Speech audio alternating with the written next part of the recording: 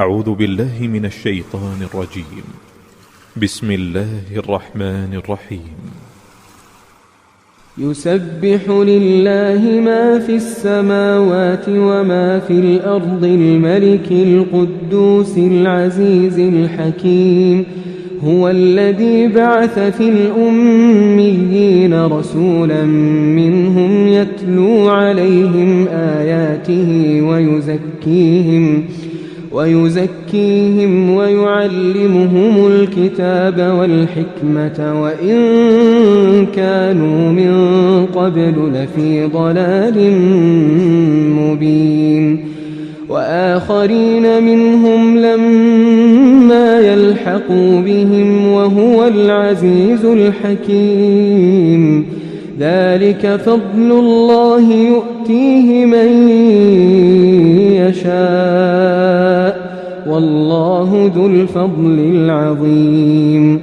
مثل الذين حملوا التوراة ثم لم يحملوها كمثل الحمار يحمل أسفارا بئس مثل القوم الذين كذبوا بآيات الله والله لا يهدي القوم الظالمين.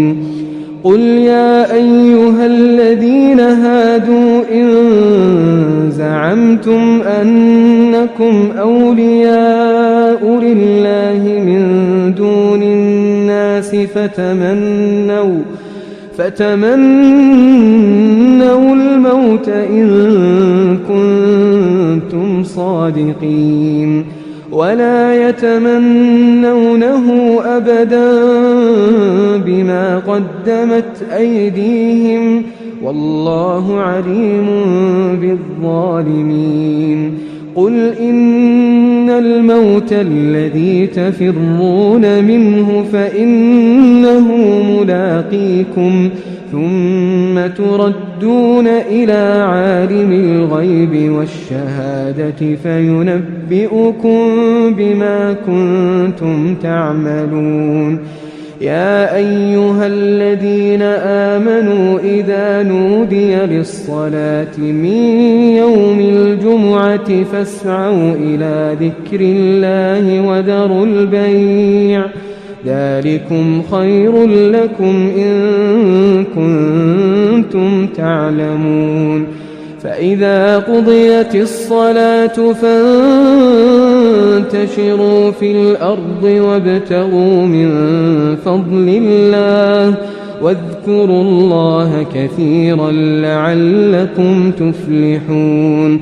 وإذا رأوا تجارة أو لهوا انفضوا إليها وتركوك قائما